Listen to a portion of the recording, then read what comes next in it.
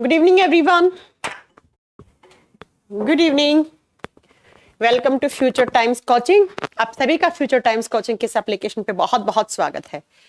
आज आपकी क्लास 5 बजे ना होकर 8 बजे हो रही है। उसका रीजन ये है कि आज मैं थोड़ी सी कहीं बाहर निकली हुई थी और आते आते थोड़ा जाम में फंस गई थी, इसलिए क्लास लेट कर मुझे लगा कैंसिल करना तो अच्छा नहीं होगा, थोड़ा शाम के समय ले लेंगे, इसलिए मैंने थोड़ी सी आपकी क्लास लेट करवा दी। तो मैं समझ रही हूँ कि आपको कोई उम्मीद नहीं, इससे कोई प्रॉब्लम नहीं होगा ना। चलो स्टार्ट करो फिर, आइए जल्दी से आइए। बच्चे आ चुके हैं, ऑडियो वीडियो सब कुछ क्लियर है, जल्दी बताइए। हाँ, मैंने इसलिए थोड़ा सा 5 बजे की 8 बजे इसलिए कर दी बेटा, क्योंकि थोड़ा सा मैं कहीं बाहर फंस गई थी, इसलिए आपकी क्लास लेने में असमर्थ सी थी, लेकिन आ गई हूँ अभी, तो मुझे लगा क्लास लेते हैं अब। चलो सब ठीक है, ऑल क्लियर। स्टार्ट करें अपना चैप्टर। हमारा चैप्टर चल रहा था एटॉमिक स्ट्रक्चर। परमाणु संरचना के बारे में हम पढ़ रहे थे, एटॉमिक स्ट्रक्चर। और एटॉमिक स्ट्रक्चर में बहुत सारी बातें मैंने आपको बता दी थी। क्या क्या बातें, तो जरा थोड़ा सा गौर फरमा ले। पिछली जितनी भी क्लास में, कल की क्लास में हमने पढ़ा था, वो सारा थोड़ा सा देख लेते हैं। देखो, कल मैंने आपको बताया था कि क्या होता है एटम। एटम क्या है, परमाणु किसे बोलते हैं। देन हमने पढ़ा था कि एटम के सब atomic particles, electron, proton, neutron के बारे में कुछ बात बताई थी। फिर कहा था कि ये सब एटॉमिक पार्टिकल्स होते हैं, ये किसके बने हुए होते हैं, क्वार्क के बने हुए होते हैं। और एटम के न्यूक्लियस में कौन रहता है, प्रोटॉन और न्यूट्रॉन रहता है। बाहर ये गोल गोल आप सर्कुलर पाथ बनाते हो, इन्हें हम ऑर्बिट कहते हैं, कक्ष कहते हैं। और कक्ष में कौन रहता है, इलेक्ट्रॉन रहता है। और इन कक्षाओं के नाम दिए गए हैं। जो न्यूक्लियस के सबसे बाहर है, न्यूक्लियस के जस्ट बाहर है, उसे के शेल कहते हैं। और उसके बाहर वाली एल, उसके बाहर वाली एम, उसके बाहर वाली एन। और किसी भी शेल में मैक्सिमम इलेक्ट्रॉन भरने का फॉर्मूला होता है 2n²। एन क्या होता है, नंबर ऑफ ऑर्बिट। जितना भी नंबर का ऑर्बिट है उसके स्क्वायर कर दोगे तो मैक्सिमम इलेक्ट्रॉन की संख्या निकल के आ जाएगी। उसके बाद मैंने बताया था बेटा कि के के लिए एन का वैल्यू 1 होता है, तो यहां पर 1 पुट करोगे। एल के लिए 2 होता है, तो यहां पे 2 पुट करोगे। एम के लिए वैल्यू 3 होता है, तो यहां पे 3 पुट करोगे। एन के लिए वैल्यू 4 होता है, तो यहां पे 4 पुट करोगे, तो मैक्सिमम नंबर ऑफ इलेक्ट्रॉन आपके निकल के आ जाएंगे। राइट, इतनी बात कल की क्लास में पढ़ ली थी। सबको ठीक है, किसी को कोई प्रॉब्लम नहीं है। चलो, ये टाइम भी सही है। अच्छा चलो, हाँ, और कल आपका 2:30 बजे से मैं एटॉमिक्स कल आपकी 2:30 बजे क्लास होगी, उसमें मैं स्टार्ट करने वाली हूं आपका 2:30 पे। अभी एक वीक डेली चलेगा एनिमल किंगडम। एनिमल किंगडम नहीं पढ़ा है ना बेटा, तो कल आपका ये भी सोच लीजिएगा कि कल सुन लीजिएगा एनिमल किंगडम चलेगा 2:30 बजे, ठीक है ना। बता दिया था आपकी क्लास में कि अभी बता देती हूँ। तो कल से एक सप्ताह तक 7 दिन लगेंगे, चैप्टर बड़ा है, 6 से 7 दिन लग जाएंगे, चैप्टर बड़ा है। तो एनिमल किंगडम को निपटा लेते हैं और यहां पर अभी अपना केमिस्ट्री चल ही रहा है, ठीक है। चलो, आज हमें एटॉमिक स्ट्रक्चर में क्या पढ़ना है, सुनो। कुछ छोटी छोटी बातें हैं जो मैं आपको बता रही हूं, एग्जामिनेशन में वहां से क्वेश्चन बनता है, तो वो सारा आपको अच्छे से नोट करना है। क्या क्या, सुनिए बेटा। पहला है एटॉमिक नंबर। सारी चीजें बहुत ध्यान से सुननी है। कोई बच्चा ये नहीं बोलेगा तो मुझे आता है तो कोई बात नहीं, एक बार फिर से सुन लो। हिंदी में बोलते हैं परमाणु क्रमांक, एटॉमिक नंबर, जिसका सिंबल क्या होता है, इसका सिंबल होता है Z। एक बार तो एसएससी सीएचएसएल ने पूछा कि Z किसका सिंबल होता है, Z किसको रिप्रेजेंट करता है, तो आप क्या बताओगे, Z जो है वो एटॉमिक नंबर को रिप्रेजेंट करता है। एटॉमिक नंबर आप बताओगे, एटॉमिक नंबर को हम Z से रिप्रेजेंट करते हैं, ठीक है। एटॉमिक नंबर, परमाणु क्रमांक को हम Z से रिप्रेजेंट करते हैं। क्या होता है एटॉमिक नंबर, किसी भी एटम में जितना भी नंबर ऑफ प्रोटॉन है, किसी भी एटम के न्यूक्लियस में जो प्रोटॉन की संख्या है, किसकी संख्या है, प्रोटॉन की संख्या है, तो वही क्या कहलाता है, उसका एटॉमिक नंबर कहलाता है। ध्यान से सुनना, कोई भी एटम है, उस एटम के न्यूक्लियस में, मान लो ये एक एटम है, इसके न्यूक्लियस में जितना भी प्रोटॉन है, मान लो 1 प्रोटॉन है, तो उसका एटॉमिक नंबर क्या हो जाएगा, 1। अगर 2 प्रोटॉन है तो क्या हो जाएगा, 2। अगर 10 है तो 10 हो जाएगा। और एटॉमिक नंबर कहां लिखा हुआ होता है, आप पढ़ते होंगे हाइड्रोजन के पांव में ऐसे लिखा होता है 1।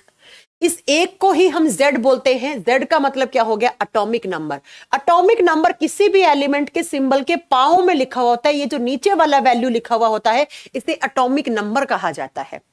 और मैंने कहा atomic number is equal to number of proton. तो ये जो भी लिखा हुआ, जैसे ऑक्सीजन के यहां लिखा होता है 6, तो ये किसको रिप्रेजेंट कर रहा है कि ऑक्सीजन के एटम में प्रोटॉन की संख्या कितनी है, 6।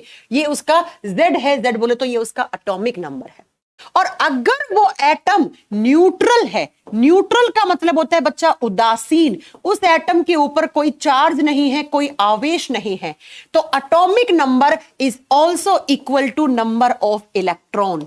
मैंने क्या कहा, अगर कोई भी एलिमेंट न्यूट्रल है, उदासीन है, उदासीन का मतलब मैंने लिख दिया सोडियम, इसके ऊपर कोई चार्ज नहीं है भैया, कुछ चार्ज दिख रहा है क्या, नहीं दिख रहा। मैंने लिख दिया ऑक्सीजन, मैंने लिख दिया क्लोरीन, कोई चार्ज नहीं लगाया, तो इन सब में जितने प्रोटॉन है उतने ही इलेक्ट्रॉन है, और जितना प्रोटॉन है वही उसका एटॉमिक नंबर है। तो अगर उदासीन है तो उसको आप क्या बोलोगे, उसके जितने भी नंबर ऑफ इलेक्ट्रॉन है वही आप बताएंगे बेटा उसका एटॉमिक नंबर भी होता है। ठीक है, अब आप बोलोगे मैम चार्ज में कैसे होता है, चार्ज का बाद में बात करेंगे, ठीक है, चार्ज की बाद में बात करेंगे। दूसरा आता है एटॉमिक मास, 2 नंबर पे आता है, वो होता है एटॉमिक मास, जिसे बोला जाता है परमाणु द्रव्यमान। हिंदी मीडियम वाले बच्चों कभी कंफ्यूज नहीं होना है, परमाणु द्रव्यमान लिखा हुआ आ जाए या परमाणु भार लिखा हुआ आ जाए। केमिस्ट्री में द्रव्यमान और भार एक ही बात होती है, फिजिक्स में अलग होता होगा आपके, मुझे नहीं पता होता है या नहीं, आप जानते होंगे, लेकिन केमिस्ट्री में द्रव्यमान और भार एक ही चीज होता है। तो या तो मैं लिखूं एटॉमिक वेट या लिखूं एटॉमिक मास, तो बात बराबर है बच्चा।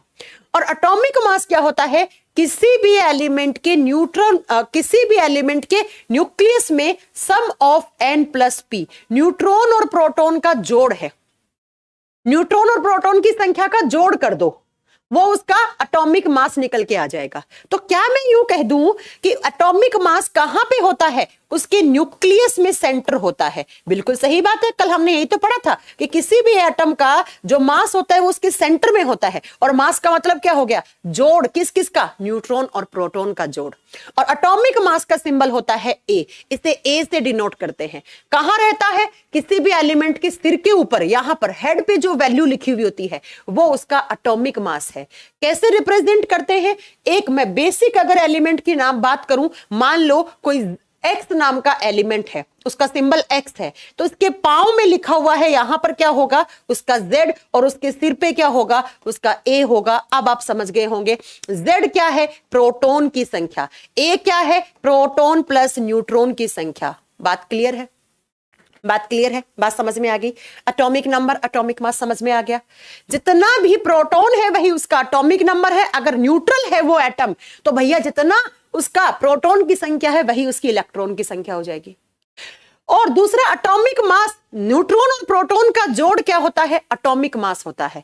अब मैं आपको ये क्यों बता रही हूं क्योंकि एग्जाम में क्वेश्चन आता है कि फलाना कोई एक एलिमेंट देगा, उसमें बोलेगा न्यूट्रॉन की संख्या ज्ञात करो, प्रोटॉन की संख्या ज्ञात करो, या इलेक्ट्रॉन की संख्या बताओ। देखो एग्जामिनर आपसे कैसे डिमांड करेगा, ये बेसिक कॉन्सेप्ट है बेटा, है ना, ये बेसिक कॉन्सेप्ट है। अब इससे क्वेश्चन कैसे बनेंगे, मान लो आपको एक क्वेश्चन देती हूं मैं, एग्जामिनर ने ही, मान लो कि एग्जामिनर ने आपको क्वेश्चन दिया है, क्या, एक लिख दिया Na, एक लिख दिया Na प्लस चार्ज लगा दिया, और एक लिख दिया ऑक्सीजन 2-, आपसे पूछा है इन सब में इलेक्ट्रॉन, प्रोटॉन, न्यूट्रॉन की संख्या बताओ। पहला सोडियम ले लेते हैं, पहले इसका निकालते हैं, फिर इसका निकालते हैं, फिर इसका निकालते हैं। आपसे पूछेगा कि सोडियम में इलेक्ट्रॉन, प्रोटॉन, न्यूट्रॉन कितने होते हैं, सोडियम प्लस में कितने हैं, ऑक्सीजन 2- में कितने हैं, तो किस तरीके से निकालना है, सोचो, सुनो।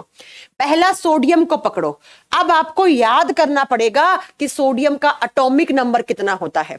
मैं आपको याद करवा चुकी हूं पीरियोडिक टेबल में, पिछली पीरियोडिक टेबल की क्लासेस देख लीजिएगा अच्छे से, बहुत अच्छे से बताया था। सोडियम ग्रुप नंबर 1 में आता है, एटॉमिक नंबर ही बताया था, एटॉमिक मास आज मैं याद करवाऊंगी आपको, अभी जस्ट 2 मिनट के बाद। 20 एलिमेंट के एटॉमिक मास में आज याद करवा के जाऊंगी आपको, ठीक है। 20 एलिमेंट्स के आज मैं आपको एटॉमिक मास याद करवा के जाऊंगी। बात समझ में आ गई? तो सुनिएगा, सोडियम का एटॉमिक नंबर 11 होता है, 11 होता है। अगर नहीं याद है तो भाई साहब आप करना पड़ेगा, मैं कुछ नहीं कर सकती क्योंकि मैं पढ़ा चुकी हूं, ठीक है। सोडियम का एटॉमिक नंबर 11 है, इसके पांव में लिखा है, पांव में क्या लिखते हैं हम, Z, और Z is equal to number of proton. इसका मतलब सोडियम में प्रोटॉन की संख्या कितनी हो गई? 11 हो गई। और ऊपर मैंने लिखा था अगर कोई एलिमेंट, अगर कोई एटम न्यूट्रल है तो जितना नंबर ऑफ प्रोटॉन है उतना ही क्या हो जाएगा? Number of electron. तो बेटा उसमें इसमें कोई चार्ज दिख रहा है सोडियम के ऊपर, पॉजिटिव नेगेटिव, कोई आवेश दिख रहा है, धनात्मक ऋणात्मक, कुछ नहीं दिख रहा है। तो इसका मतलब कि उसमें इलेक्ट्रॉन की संख्या भी कितनी होगी? 11। अभी न्यूट्रॉन छोड़ दो, न्यूट्रॉन के बारे में बात करेंगे, ठीक है? न्यूट्रॉन के बारे में भी बात बताएंगे, ठीक है? अब आते हैं Na+ में कैसे निकालेंगे। Na+ का एटॉमिक नंबर तो सेम रहेगा, सोडियम का एटॉमिक नंबर थोड़ी चेंज हो जाएगा, 11 ही रहेगा। तो प्रोटॉन की संख्या इसमें भी 11 है। अब इलेक्ट्रॉन की संख्या कैसे निकालोगे वो सुनो। इस बार चार्ज है, इस बार आवेश है, और जब आवेश होता है तो बच्चा जो चार्ज ऊपर है अगर पॉजिटिव है तो वो नीचे आकर प्रोटॉन की संख्या में से माइनस कर दो। जितना भी चार्ज ऊपर दिया हुआ है पॉजिटिव है तो नीचे आके प्रोटॉन की संख्या में नेगेटिव कर दो, और अगर नेगेटिव है तो प्रोटॉन की संख्या में प्लस कर दो, इलेक्ट्रॉन की संख्या निकल जाएगी।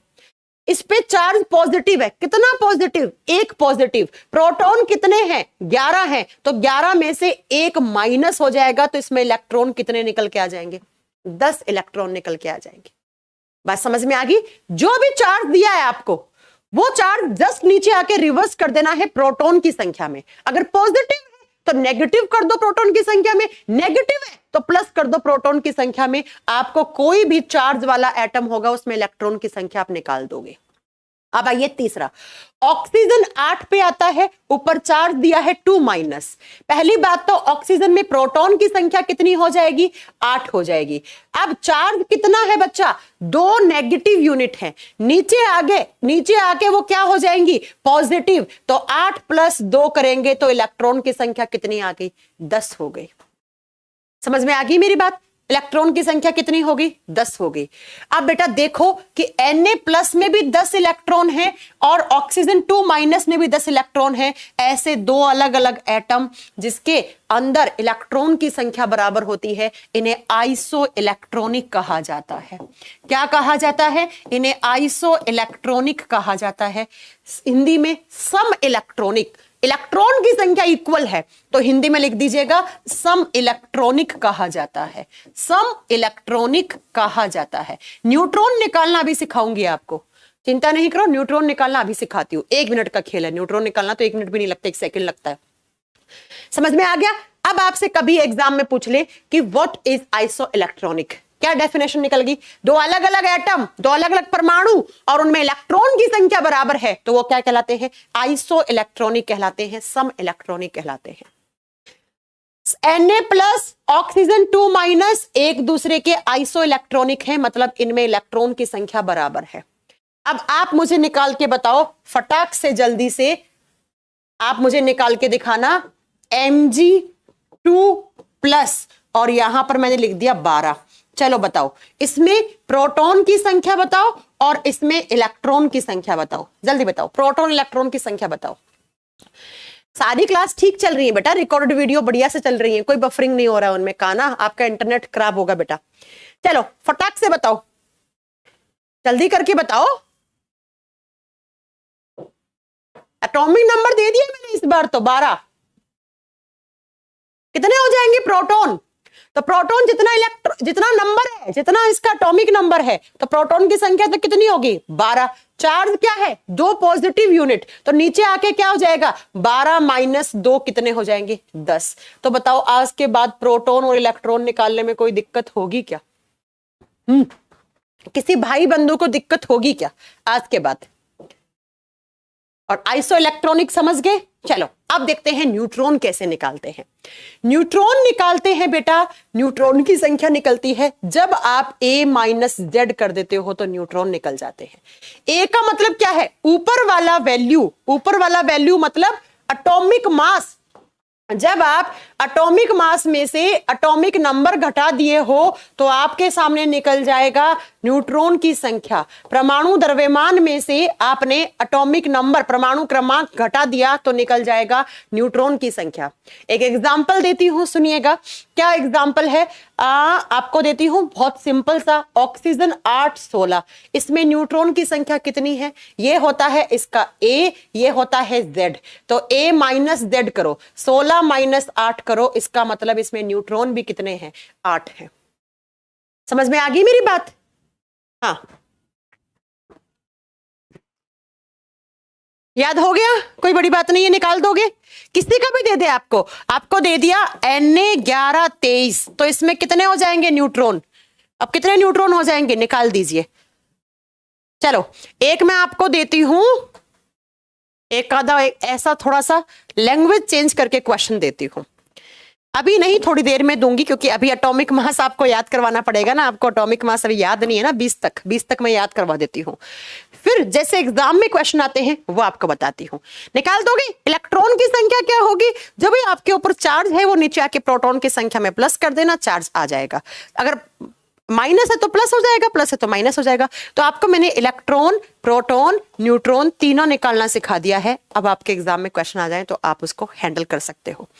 अब चलो बात करते हैं एटॉमिक मास की। मैम अच्छा ये बताओ, 20 तक एटॉमिक नंबर तो याद है ना? अब एटॉमिक नंबर थोड़ी याद करवाऊंगी, पीरियोडिक टेबल में याद तो करवा चुकी हूं। परमाणु द्रव्यमान कैसे याद रखोगे?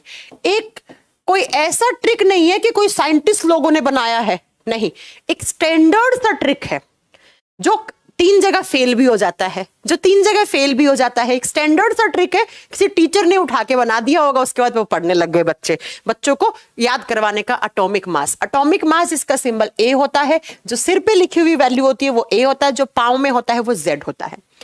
एटॉमिक मास कैसे निकालते हैं? एक छोटा सा स्टैंडर्ड, कोई ट्रिक नहीं है, ये मैं बता देती हूँ, किसी किताब में लिखा हुआ नहीं मिलेगा आपको, ये बस टीचर अपने बच्चों को याद करने के लिए करवा देते हैं। मैम एटॉमिक नंबर तो हमें याद है, हाइड्रोजन, हीलियम, लिथियम याद होगा शायद, है ना? अगर नहीं याद है तो 20 तक, बस 20 तक आप एटॉमिक नंबर भी याद कर लो और एटॉमिक मास भी याद कर लो। एटॉमिक मास मैं भी बता देती हूँ कैसे निकाल लोगे, अगर एटॉमिक नंबर याद है तो। एटॉमिक नंबर याद होगा तो एटॉमिक मास 1 सेकंड में निकाल दोगे। सुनो, अगर आपको कोई ऐसी संख्या का, यदि किसी परमाणु क्रमांक का क्रमांक सम संख्या है, अगर कोई आपको परमाणु क्रमांक तो याद रखने पड़ेंगे ना, एटॉमिक नंबर आपको दिया हुआ है, मैं इसको an दे रही हूं, सम संख्या है, ठीक है? सम संख्या का मतलब क्या हो गया? इवन नंबर है, जैसे 2, 4, 6, 8, 10, ये सब सम संख्या होती है। अगर कोई परमाणु क्रमांक किसी एलिमेंट का 2, 4, 6, 8, 10 में है, तो उसका एटॉमिक मास कैसे निकालते हैं? जस्ट उसका एटॉमिक मास कैसे निकालेंगे? उसके एटॉमिक नंबर को मल्टीप्लाई कर दो 2 से, उसका एटॉमिक मास आ जाएगा। मैंने क्या कहा?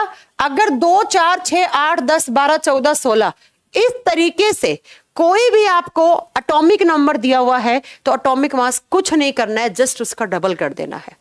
2 है तो 2 का डबल 4 हो जाएगा, 4 है तो 8 हो जाएगा, 6 है तो 12 हो जाएगा, 8 है तो 16 हो जाएगा, 10 है तो 20 हो जाएगा। बताओ किसी भाई बंधु को दिक्कत है इस बात जानने में? जस्ट डबल कर देना। अगर सम संख्या है 2, 4, 6, 8, 10 है तो। अब मैम अगर विषम संख्या है, अगर एटॉमिक नंबर क्या है, परमाणु क्रमांक है, विषम संख्या है, 1, 3, 5, 7 इस तरीके से है।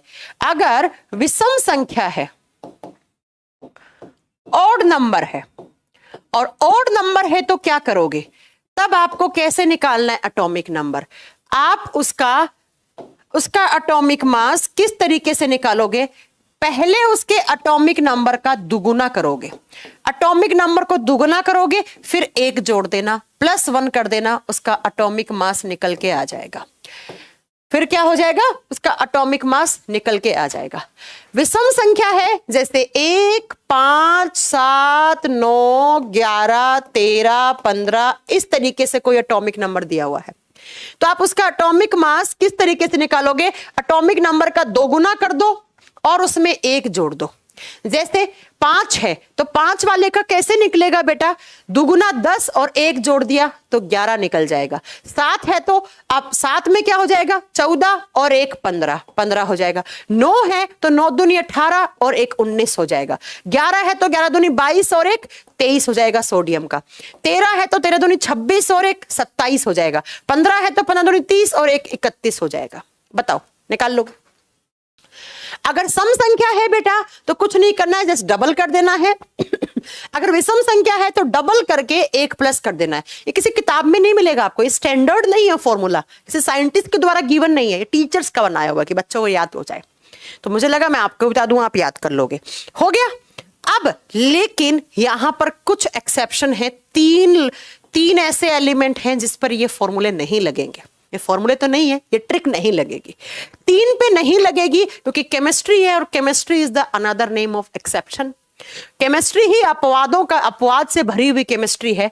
आ जाइए कहां पर, ये आपके 20 तक के एलिमेंट हैं, हाइड्रोजन से लेकर पूरे कैल्शियम तक के एलिमेंट हैं। आप सबसे पहले इनका एटॉमिक नंबर तो याद होना चाहिए, 1 2 3 4 5 6 7 8 9 10 11 12 13 14 15 16 17 18 19 20 पे कैल्शियम। अब जरा फटाक उसका 3 को छोड़ देना बेटा। 3 यहां पे एक्सेप्शन है। कौन कौन सा?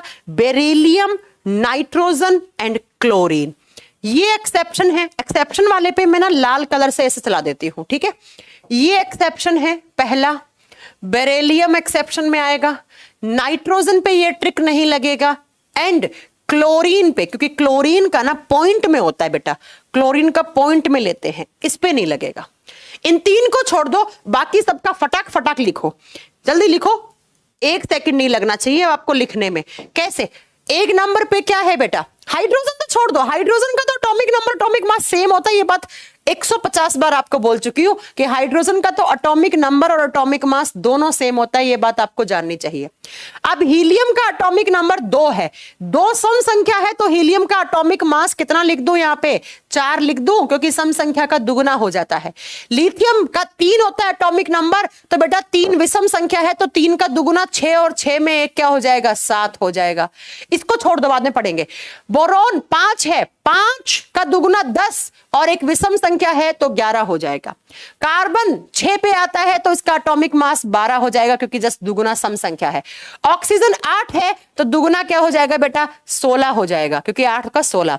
फ्लोरीन 9 पे है तो 9 दूनी 18 और 1 19 हो जाएगा। नियोन 10 पे है तो 10 का दुगुना 20 हो जाएगा।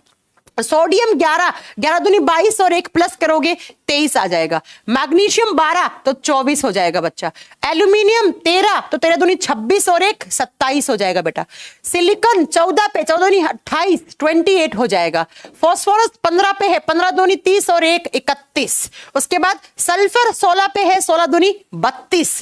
क्लोरीन को छोड़ दो, और आर्गन 18 दूनी 36। पोटेशियम 19 दूनी 38 होते हैं, 38 होते हैं ना, और 1 39। और कैल्शियम दुगुना कर दो 40। निकल गए सबके, निकल गए सबके, निकल गए, किसी का कोई प्रॉब्लम नहीं है, निकाल दोगे इस तरीके से। सम संख्या है तो दुगुना हो जाएगा एटॉमिक मास, विषम संख्या है तो दुगुना करके 1 प्लस कर दो। अगर विषम संख्या है तो दुगुना करके 1 प्लस कर दो। अब जो मैंने एक्सेप्शन लगाए हैं उनका केस देखो। पहला एक्सेप्शन है बेरिलियम का। बेरिलियम का एटॉमिक मास अगर मैं इस ट्रिक से लगाऊंगी तो 4 दूनी 8 हो जाएगा, लेकिन इसका जस्ट अपोजिट है। बेरिलियम में विषम संख्या का रूल लगता है, तो विषम में क्या लगेगा बेटा? 4 और 4 दूनी 8 और 1 9, तो बेरिलियम का एटॉमिक मास 9 होता है बच्चा। इसमें सम संख्या का नहीं लगाना, इसमें विषम संख्या का लगाना है। अब आइए नाइट्रोजन में।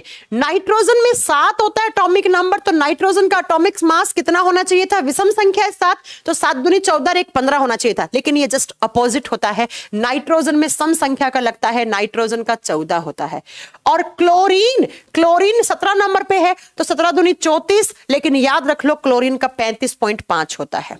क्लोरीन का एटॉमिक मास 35.5 होता है, 35.5 होता है। फॉर्मूले में भी हम 35.5 ही लिखते हैं, क्योंकि 17 दूनी 34 के साथ 1 और प्लस करोगे 35, लेकिन 35 से थोड़ा ज्यादा होता है, 35.5 होता है, 35.5 होता है।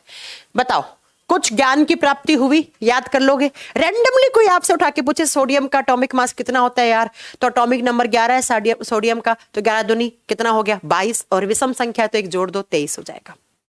कोई आ जाए एल्यूमिनियम का एटॉमिक नंबर 13 है, 13 दूनी 26 और 1 27। मैग्नीशियम 12 पे आता है, 12 दूनी 24 है। हीलियम 2 का दुगुना 4, ठीक है, ये 3 एक्सेप्शन है। बेरिलियम का सम संख्या है लेकिन इसे विषम संख्या के आधार पे करना है। नाइट्रोजन का विषम संख्या है लेकिन इसको सम संख्या के आधार पे करना है। और क्लोरीन में बेटा 0.5 और ऐड करते हैं साथ में, तो 35.5 हो जाता है क्लोरीन का एटॉमिक मास। अब मैम ये क्यों पढ़वा रही हो? क्योंकि मैं आपसे क्वेश्चन करवाऊंगी अब, क्योंकि अब मैं आपसे क्वेश्चन करवाऊंगी। याद हो गया होगा सबको? कोई बड़ी बात नहीं है, इतना तो याद करने में इतनी मैथ्स तो आती होगी आपको। चलो अब मैं आपको क्वेश्चन दे रही हूं, उन क्वेश्चंस को थोड़ा सा अच्छे से करो। सुनिएगा, मैंने दिया है किसी तत्व का परमाणु भार 36 है। चलो लिखो, मैंने बोल दिया कोई एक ऐसा एलिमेंट है जिसका एटॉमिक मास, एक ऐसा एलिमेंट है जिसका एटॉमिक मास आपको गिवन है। ऐसे एग्जाम में क्वेश्चन आते हैं, एटॉमिक मास है उसका 36, मुझे नहीं पता वो कौन सा एलिमेंट है, ठीक है, उसका परमाणु भार 36 है, तो आपको उसमें इलेक्ट्रॉन, प्रोटॉन, न्यूट्रॉन की संख्या निकाल के बतानी है सिर्फ 10 सेकंड में। बताओ, और आपका टाइम स्टार्ट होता है अब, जल्दी बताओ। मुझे नहीं पता कौन आता है 36 पे, अब देखना पड़ेगा 36 सम संख्या है विषम संख्या है? हाँ जी, 36 सम संख्या है या विषम संख्या है? ट्रिक मैंने बता दी है, कर सकते थे। मैम कॉमर्स वाले हैं ऊपर से जाता है, नहीं भरत ऐसा कुछ भी नहीं है बेटा, कॉमर्स के, साइंस के, किसी के भी हो तो बहुत आसान है। देखो एटॉमिक मास 36 है, 36 क्या एक सम संख्या है, तो बेटा इसको हाफ कर दो, इसका 36 का आधा करो पहले तो, क्योंकि 36 एक सम संख्या है तो पहले एटॉमिक नंबर निकालना पड़ेगा ना, एटॉमिक नंबर निकालोगे, क्योंकि एटॉमिक नंबर निकालते ही प्रोटॉन की संख्या आ जाएगी, इलेक्ट्रॉन की संख्या आ जाएगी। Atomic mass given, atomic number हटा देंगे, उसमें से माइनस कर देंगे, न्यूट्रॉन निकल जाएगा। तो सम संख्या है तो 36 को डिवाइड कर दो, 2 से कितना आ गया? 18, एटॉमिक नंबर निकल गया इसका 18। परमाणु क्रमांक कितना आ गया? 18 आ गया। जब इसका परमाणु क्रमांक 18 है तो प्रोटॉन की संख्या भी क्या है? 18। और बच्चा इलेक्ट्रॉन भी कितने हो जाएंगे? न्यूट्रल है, हमें चार्ज तो दिया ही नहीं है, हमें तो चार्ज दिया ही नहीं है, तो इलेक्ट्रॉन भी 18। न्यूट्रॉन कैसे निकालते हैं? 36 माइनस 18, 18। तो इलेक्ट्रॉन, प्रोटॉन, न्यूट्रॉन तीनों की संख्या क्या हो जाएगी? बराबर 18, 18, 18। समझ में आ गया?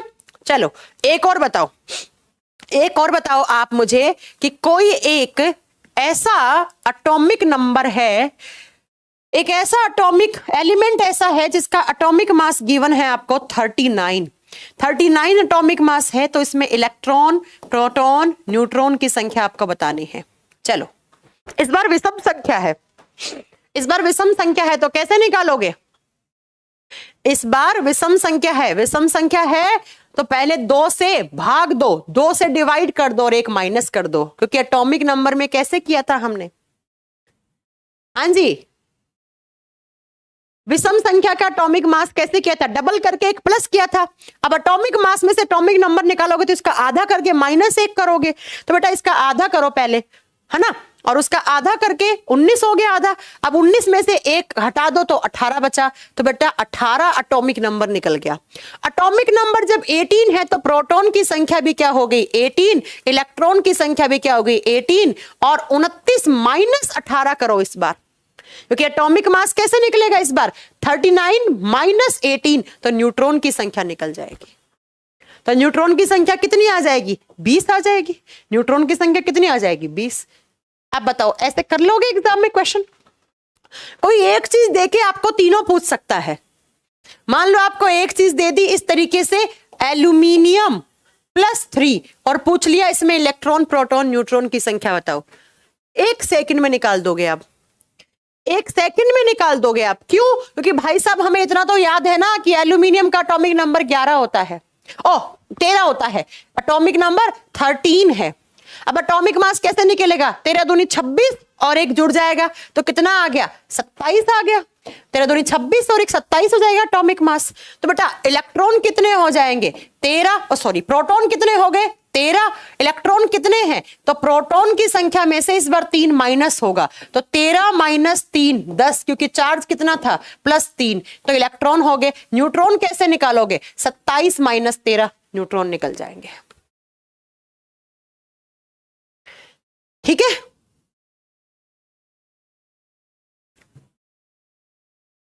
अच्छा ये 32 माइनस ये क्या है 18, 39 माइनस 18 कितने होते हैं बच्चा? 19 बचते हैं क्या?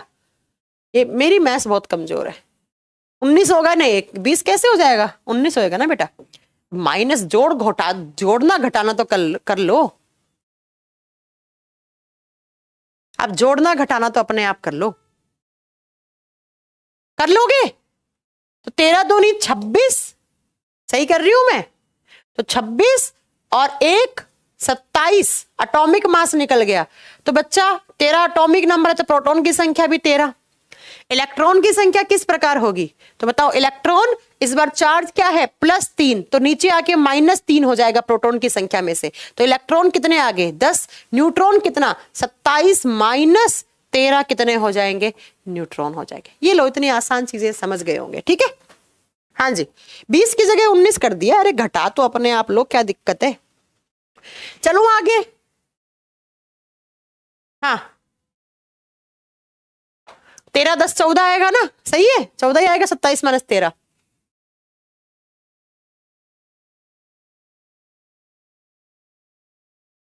चलो करें।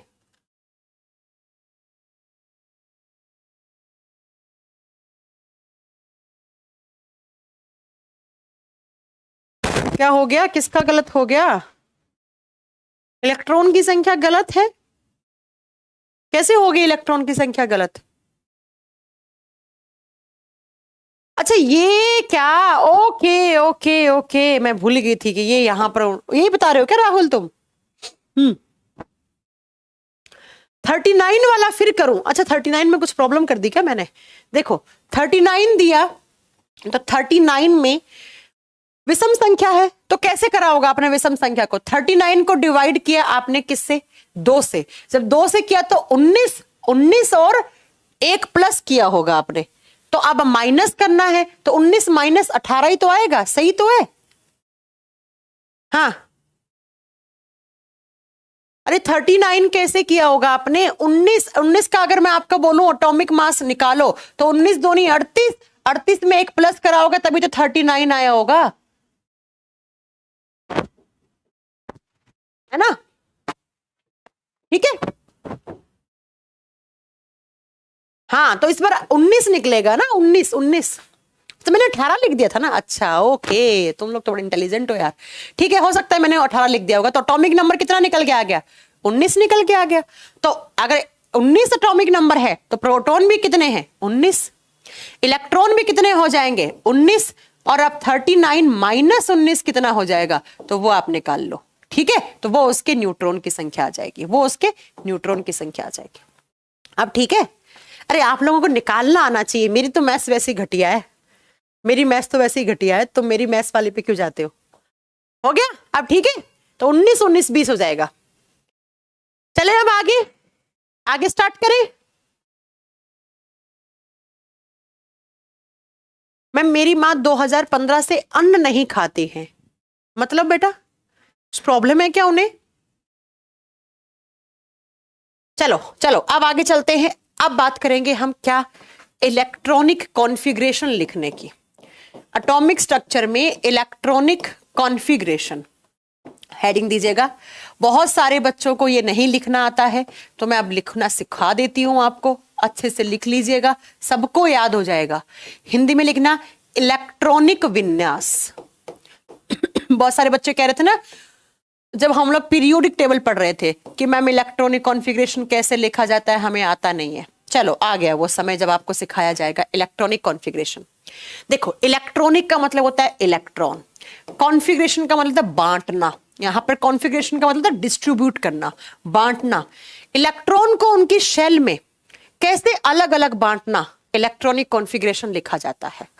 ठीक है, आपसे पूछा है कि इलेक्ट्रॉन को उनके अलग अलग शेल में, उनके अलग अलग शेल में या उनके अलग अलग ऑर्बिट में, कक्ष या कक्षाओं में किस तरीके से बांटा जाता है, उनको अलग अलग भरना ही कक्षाओं में इलेक्ट्रॉनिक कॉन्फ़िगरेशन कहलाता है, इलेक्ट्रॉनिक विन्यास कहलाता है, जिसको हम शॉर्ट फॉर्म में ईसी लिखते हैं, ईसी लिखते हैं।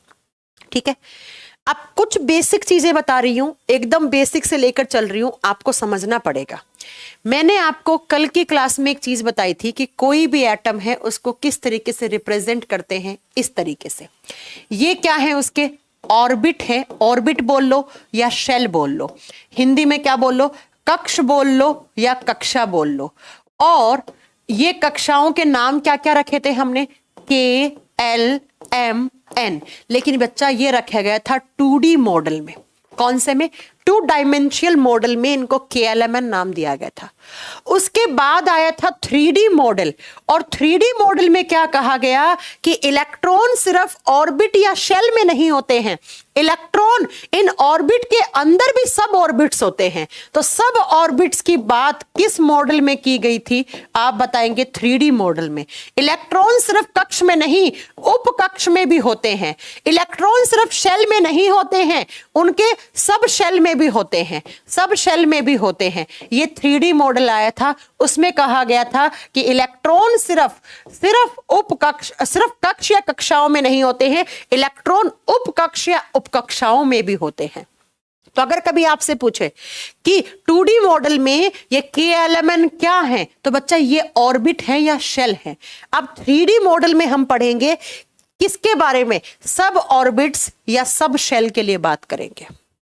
तो ये जो टर्म दिए हैं, ये जो शब्द हैं, ये 3D मॉडल में आया था इलेक्ट्रॉन को डिस्ट्रीब्यूट करने का, और ये KLMN आया था, ये आया था 2D मॉडल में इलेक्ट्रॉन को डिस्ट्रीब्यूट करने के लिए। पहले आया था 2D मॉडल, तो ऐसा माना गया था कि इलेक्ट्रॉन सिर्फ इन ऑर्बिट में होते हैं और लगातार ऐसे चक्कर काटते रहते हैं एक सर्कुलर पाथ पे। लेकिन बाद में पता लगा इलेक्ट्रॉन सिर्फ ऑर्बिट में नहीं, इस ऑर्बिट्स के भी अंदर क्या होते हैं, ऑर्बिट, जिन्हें आप सब ऑर्बिट बोलते हैं, सिर्फ शेल में नहीं है। शेल बोलो ऑर्बिट बोलो, बात एक ही है। उन शेल के अंदर भी सब शेल होती हैं, उन कक्षाओं के अंदर भी उपकक्षा होती है। अब ये उपकक्षा कौन सी है वो सुन लीजिए। सबसे पहले लिखेंगे हम, किसके बारे में बात करेंगे हम, 1 नंबर पे लिखिएगा बेटा कक्षा, यहां लिख दो कक्षा। अब एक ही नाम को ले लेते हैं, शेल को ले लो या ऑर्बिट, दोनों लोगे तो कंफ्यूज हो जाओगे, तो शेल ले लेते हैं। 2D मॉडल में किसके बारे में जिक्र किया गया था, कक्षा के बारे में। और कक्षा कौन कौन सी होती है, के, एल, एम, एन, KLMN होती है। ठीक है, अब इनका नंबर लिखो, number of shell, number of shell. K के लिए N का वैल्यू क्या बताया था मैंने, कक्षा की संख्या। K कौन से नंबर की कक्षा की संख्या है बताइए। K के लिए N का वैल्यू क्या था बेटा, 1 था, 1 था। L के लिए 2 था, M के लिए 3 था, और N के लिए 4 था। इतना तो पढ़ा चुकी हूं मैं। हाँ, ऑफ बाउ प्रिंसिपल आएगा बेटा, कल की क्लास में आएगा। हुंड लॉ, ऑफ बाउ प्रिंसिपल, पाउलीज एक्सप्लोजन नियम, सब आएंगे। रुक जाओ, अभी थोड़ा रुक जाओ, ठीक है।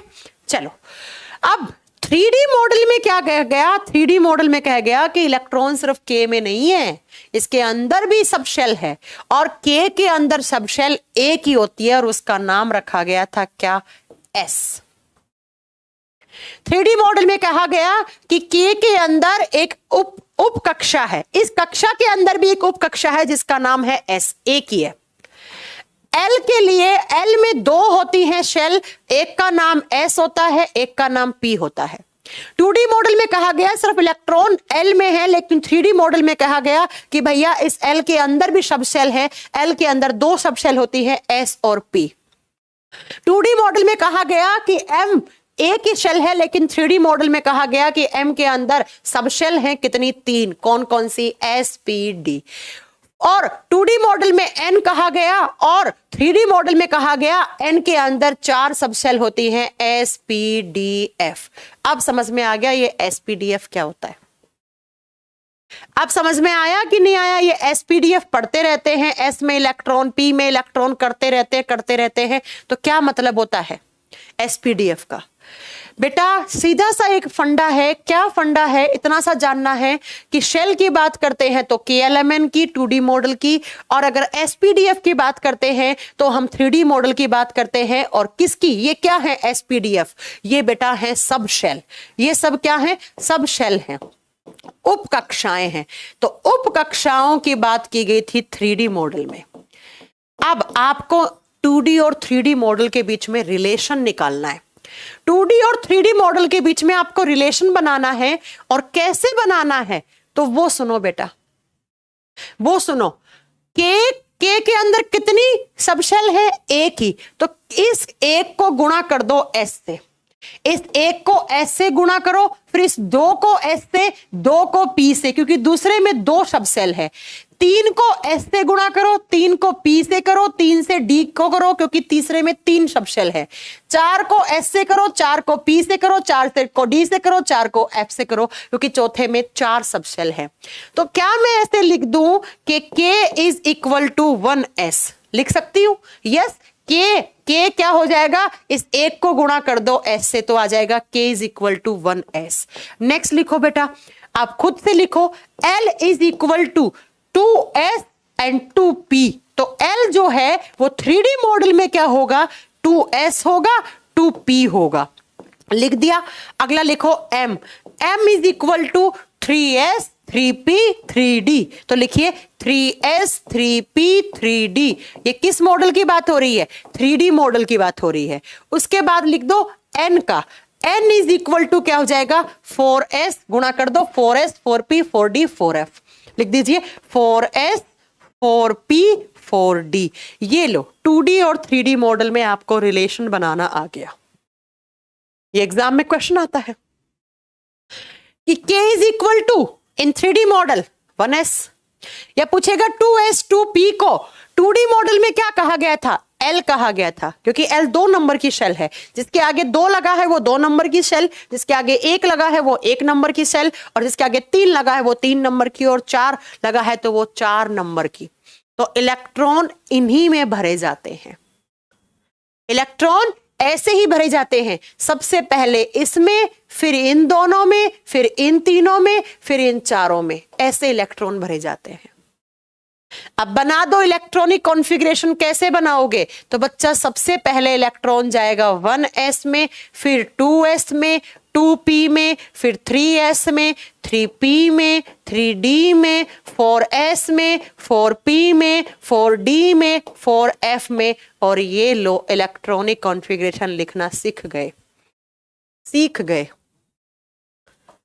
कुछ नहीं है इसके अंदर, कुछ नहीं है इसमें सीखने वाला ऐसा कि जो आपको समझ में नहीं आ सकता है।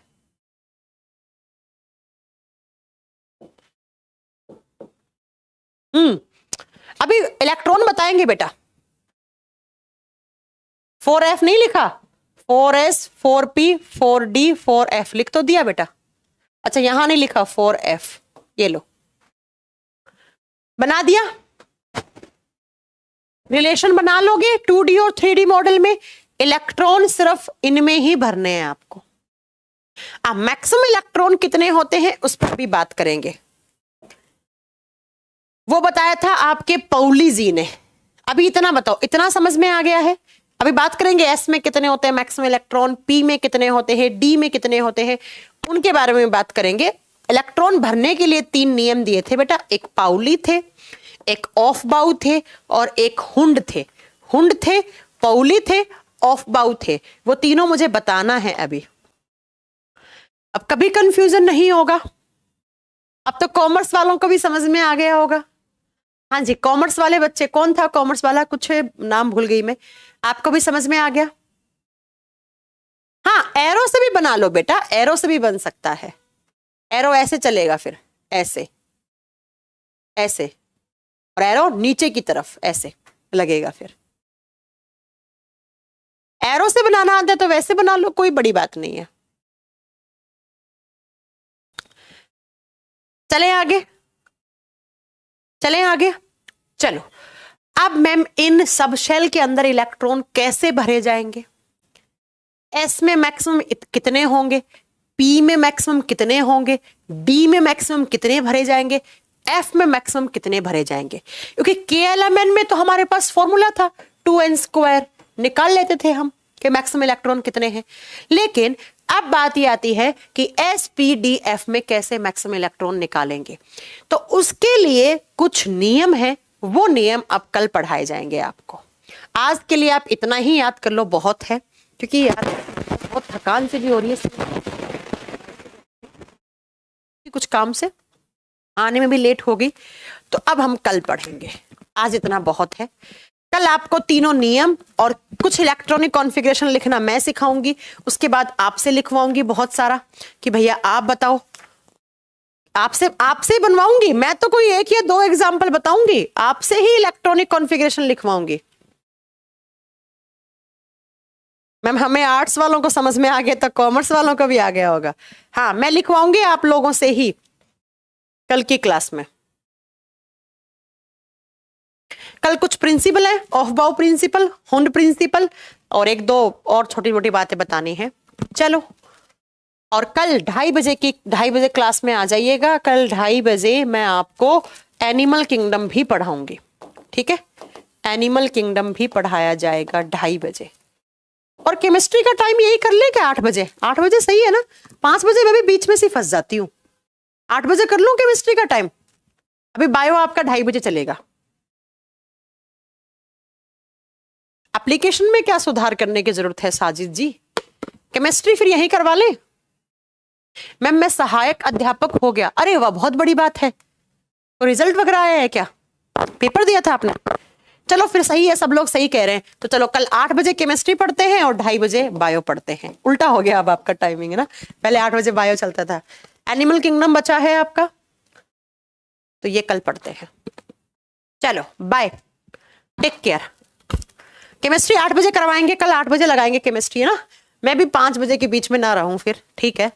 5 बजे मेरा टाइमिंग भी थोड़ा बीच में से ही है, तो 8 बजे ही पढ़ते हैं कल केमिस्ट्री।